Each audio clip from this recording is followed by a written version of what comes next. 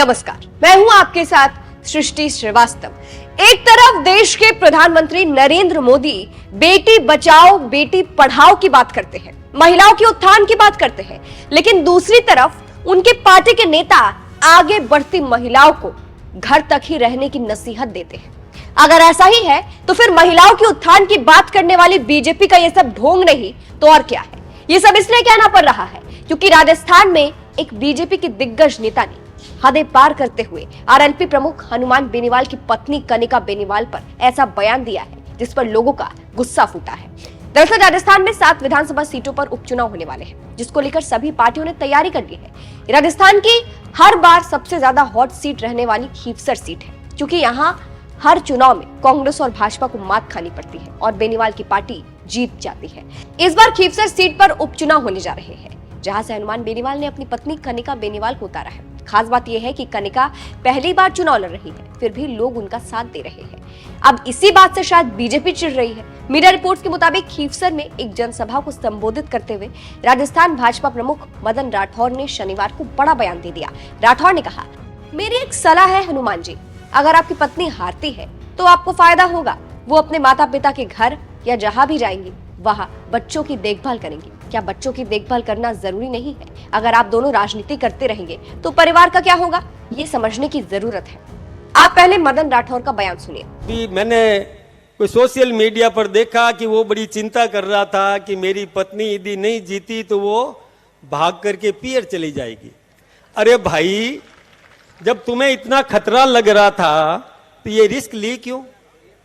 ये तो आप जानते हो कि वो जीत नहीं सकती। लेकिन मेरी तो एक सलाह है हनुमान जी, आप आपकी पत्नी के हारने में ही फायदे में हो। यदि पत्नी हारेगी तो पीट जाए या कहीं भी जाए, बच्चों को तो संभालेगी।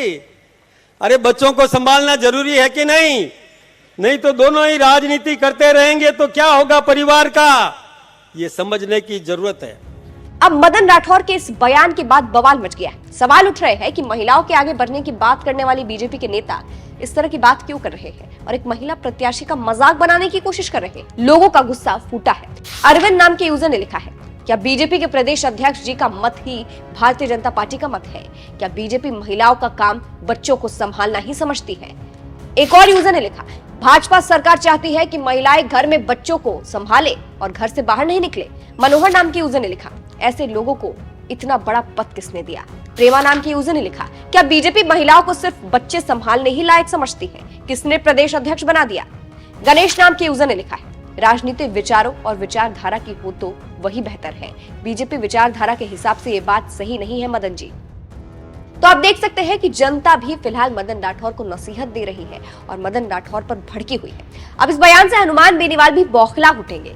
देखना होगा कि उनका कोई इस पर रिएक्शन आता है या नहीं। फिलहाल आपको बता दें, खीवसर सीट पर त्रिकोणीय मुकाबला देखने को मिलेगा। आरएलपी की तरफ से कनिका बेनीवाल चुनाव लड़ेंगी, बीजेपी की तरफ से रेवंत राम डांगा और कांग्रेस की तरफ से रतन चौधरी। 2019 में जब हनुमान बेनीवाल ने अपने भाई नारायण बेनीवाल को खीवसर सीट से चुनाव लड़वाया था, तब उन्हें जीत मिली थी। ऐसे में कयास लगाए जा रहे हैं कि कनिका बेनीवाल से बीजेपी कांग्रेस हार सकती है। कनिका बेनीवाल परिवार में एक हाउसवाइफ के रूप में काम करती रही है, वो राजनीति से दूर रही है। हालांकि कनिका हमेशा हनुमान बेनीवाल के कार्यक्रमों को फॉलो करती आ रही है और अभी फिलहाल कनिका खूब प्रचार भी कर रही है और बेनीवाल उनका साथ भी दे रहे हैं। देखना होगा कि खीवसर सीट से किसको जीत मिलती है। फिलहाल जिस तरह से मदन राठौर ने बयान दिया है उस पर आप क्या कहेंगे, कमेंट करके जरूर बताइएगा। नमस्कार।